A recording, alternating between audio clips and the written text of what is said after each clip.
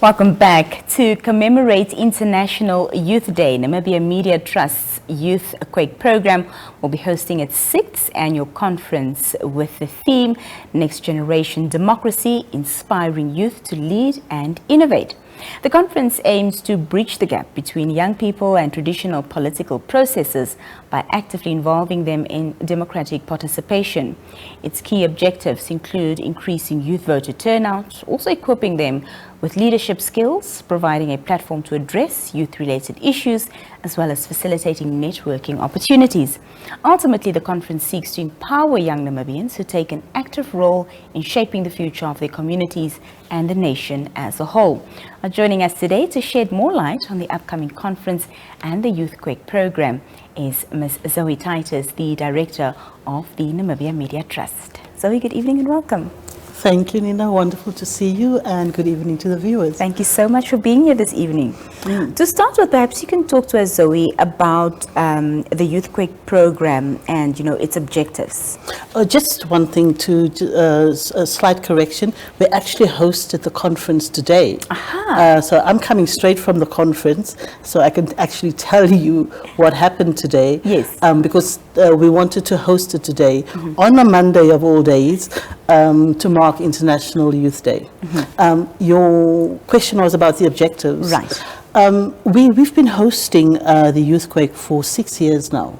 And when we planned this youth development program of the NMT, it was because we really appreciate that the role that youth play in our society.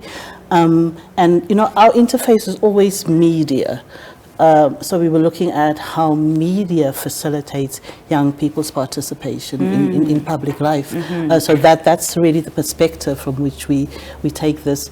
And what we wanted to do was to provide a safe space, to give young people an opportunity to express themselves in and through the media. And I hope, I think that to some extent we are achieving that objective. We acknowledge that, and the youth confirmed it today, that they feel at times that the issues are not heard, that their voices are silenced. And if we can change that in any shape or form, the Youth Quake would be that platform. The theme that you've chosen for the 6th conference is Next Generation Democracy. Talk to us about the relevance of this theme. Well, this year is a very important year. It's an election year. So we were crafting this theme. There was a relatively strong focus on elections and, the participation of youth in elections and how they express themselves through the ballot box. And it was important for us to hone in on that because, civic education is, if we as an institution can play a part in that, then we will certainly take it up. And we use that conference to do our bit in terms of civic education.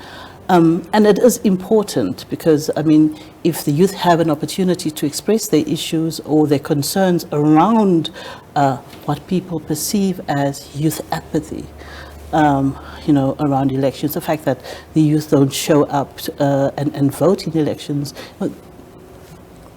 that's one of the reasons why we had this theme, and it came through very, very strongly in terms of the discussions we had.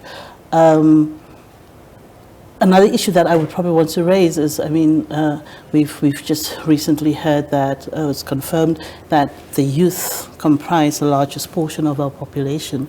So this is, a demographic that is marginalized because many young people will never form part of the formal economy, will never have a formal job, and that's just one of the realities that Namibian youth face today. And we presented an opportunity for them to discuss that, how they feel about that, and how they want elections to be relevant to them so that they can vote and shape their votes around such issues. As you mentioned, the conference took place today. So talk to us about, the focus areas and what transpired around today's discussions, deliberations, activities, etc. Well, we tried to have a very interactive program. So the first session was a plenary session around political participation and youth engagement in political participation. And then we also called on those institutions that we consider as partners, like NID, the Namibia Institute for Democracy, like Afrobarometer, the ECN Electoral Commission was there also to do their part in terms of civic education. And then we ended, but we also had a debate. The UNAM debating, UNAM and NAS debating teams were there debating on the issue of social media and its relevance to youth advocacy. So it was a really, really engaging program. And I think everything was shaped around the, objective. Just refresh my memory on that question. I was saying what transpired today, but you were right on the money with your response. What you also said earlier is what you also sort of looked at was how media facilitates, youth participation in political activities or duties, whatever. And I want to know, how are we actually, faring in that regard? What was their sentiments in terms of the role that media plays? Are we, being the vessel that we need to be for these young voices, to become active within the political space? Okay, so that was very interesting, because one of the things that we must also consider, and if you have an opportunity at any given point, is to draw on the Afrobarometer stats, because, for example, statistics were revealed to us in terms of, how many youth in Namibia have access to a cell phone, not just a cell phone, but then a smartphone, and how many listen to radio. So that was very revealing, getting to understand that the youth is accessing information differently, largely through radio, on digital platforms. But we must also take into consideration that accessibility is still a challenge, especially in rural areas, because there are certain places where we can literally say are information deserts, where people just don't have access to information. In terms of the role that the media is playing, I think that there is a level of trust, waning trust, but trust nonetheless, in the media in terms of the sharing of information. I think young people are feeling that they are at times rather overwhelmed in terms of just the volume of information that is thrown at them. Of concern, though, and this is also, an outcome of the Afrobarometer survey, and this is the issue on the issue of political participation. There is levels of political participation amongst Namibian youth. It's very low. Yes. And political participation at community level, at national level, just the discussions among peers on political issues, it's very low. So we would really, for example, like to use our platforms and appeal to other media outfits also to use their platforms to engage the media. Young people more consistently. I sometimes am concerned about the fact that, we host these conferences, and maybe we are speaking to the converted at times. So we are making a concerted effort to decentralize the Youth Quake, to go into the regions, and we'll be doing, not that specifically with the Youth Quake, but with other programs that we're rolling out from September and October onwards. Fantastic.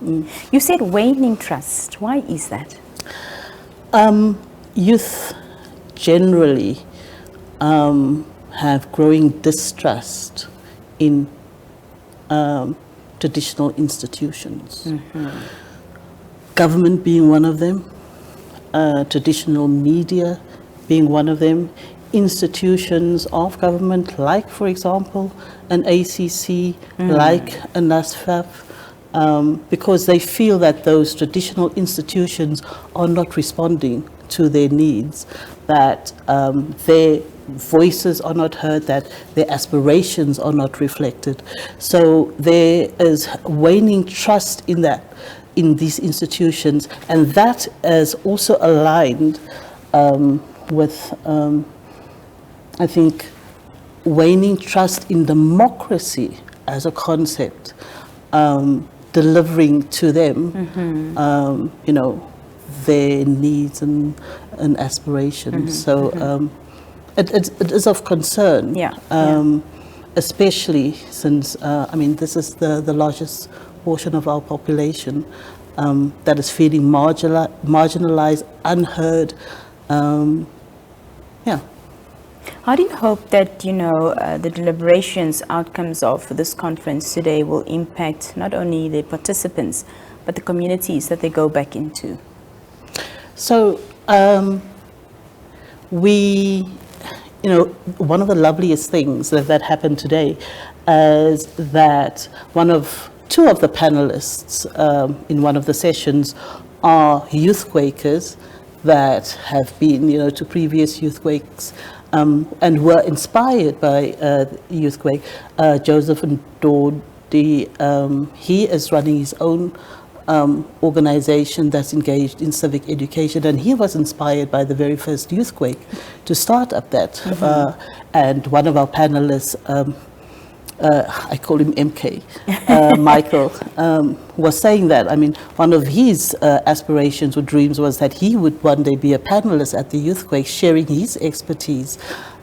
So it was very gratifying to see how, you know, some of our participants have grown with the Youth Quake and are now the resource people that we can call on. That's fantastic. Well, Zoe, thank you so much for being here this evening. We look forward to, you know, the programs that you'll be rolling out that you spoke about in September. Hopefully we get to speak about that as well. Any final remarks you'd like to leave us with this evening? Yes. Yes, it's International Youth Day. Today we heard from young people all the concerns and the challenges that they are facing. But at the same time, you know, I think that we underestimate Namibian youth. So there was also a lot of vigor and excitement about opportunities out there, if given the opportunity. So, final. Madam Zoë Titus, always lovely having you with us. It's a pleasure. Thank you so much Nina, for your time. That was Zoë Titus speaking to us there. The Youth Quake was commemorating International Youth Day today. They held a conference under the theme Next Generation Democracy, Inspiring Youth to Lead and Innovate. We'll be right back after this.